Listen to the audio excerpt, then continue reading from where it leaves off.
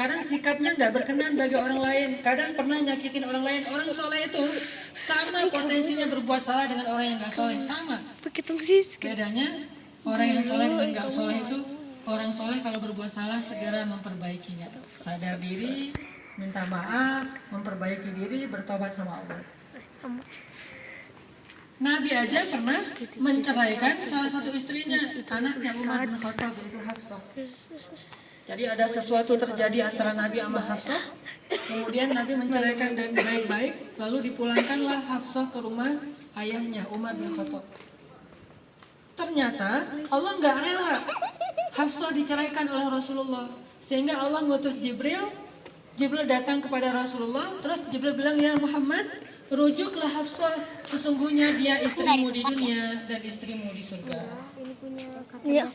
Sesungguhnya Hafsah sawamah qawamah, orang yang rajin puasa dan rajin ibadah malam.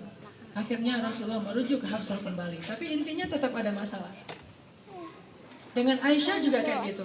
Bahkan sampai-sampai Allah turunkan ayat yang panjang lebar di pembukaan surat At-Tahrim, itu gara-gara pengen ngedamain antara keluarga Nabi Rasulullah dengan istri-istri. Jadi kalau suami istri ada masalah, yang pertama mengajak damai berarti dia yang pertama menyambung silaturahim. Terserah siapa yang ngerasa benar, siapa yang salah, ini mah urusan ego.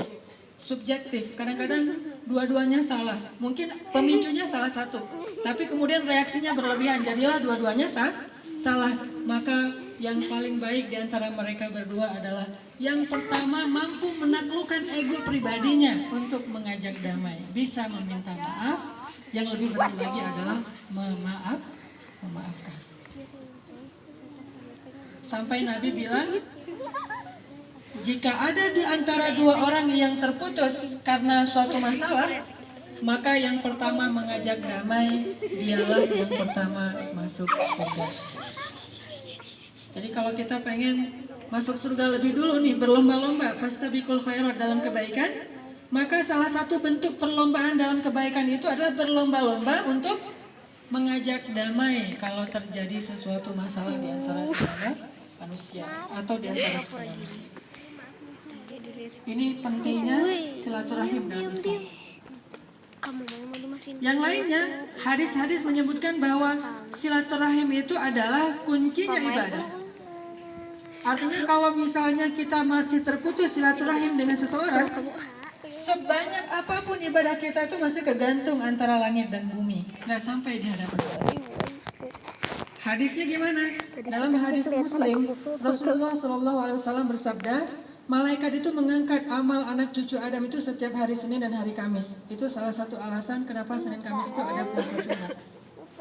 Mengangkat amal manusia itu setiap hari Senin dan hari Kamis. Kalau tahunan itu setiap bulan Sya'ban.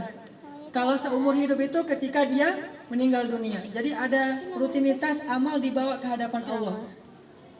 Kalau per hari itu pagi dan petang.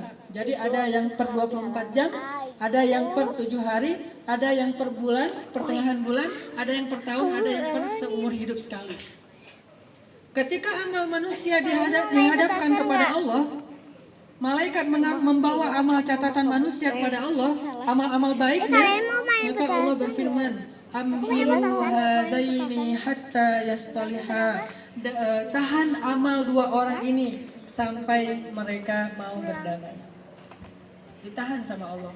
Jadi pas dibawa ke pintu langit, di hadapan arasy Allah, Allah bilang, jangan bawa amal dua orang ini sampai mereka mau berdamai.